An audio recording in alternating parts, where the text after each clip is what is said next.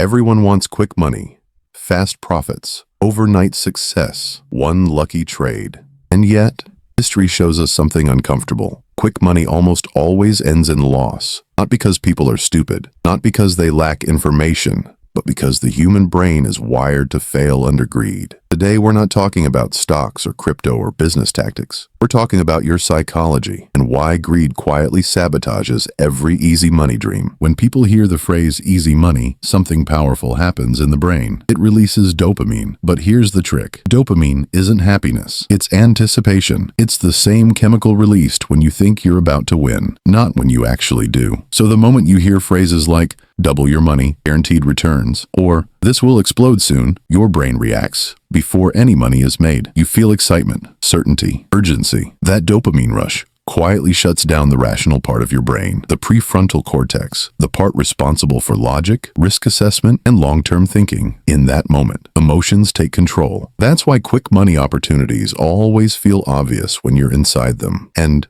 painfully stupid when you look back later, because greed doesn't show up wearing a warning label. It doesn't feel reckless. It doesn't feel desperate. Greed feels like confidence, like you've discovered something others haven't. And that illusion is exactly how bad financial decisions are made. Greed isn't ambition. Greed isn't wanting a better life. And it definitely isn't wealth. Greed is impatience. At a psychological level, greed is the inability to tolerate three things: slow progress, boring consistency, and delayed rewards. Your brain didn't evolve for long-term investing or modern money systems. It evolved for survival. Thousands of years ago, when a resource appeared, waiting could mean losing it forever. So when your brain sees what looks like a shortcut today, it reacts the same way. It panics. And it whispers, take it now, before it's gone. That's why people start overtrading, why they ignore risk, why they go all in, why they break the very rules they promised themselves they'd follow. Greed doesn't just change decisions. It compresses time. The future disappears. Long-term consequences fade. All that matters is right now. And that's how impatience quietly turns into financial self-sabotage. Quick wins are more dangerous than losses. Why? Because your brain can't tell the difference between luck and skill. You make money fast once, and suddenly your confidence skyrockets, much faster than your actual competence. This is called overconfidence bias.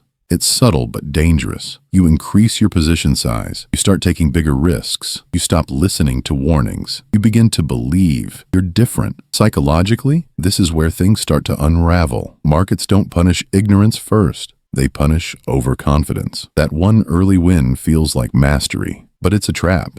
It tricks your brain into thinking you're smarter than you are. And that false sense of control is often the start of a steep fall. The irony, the very thing that feels like proof of your skill, is usually proof of how fragile your position really is.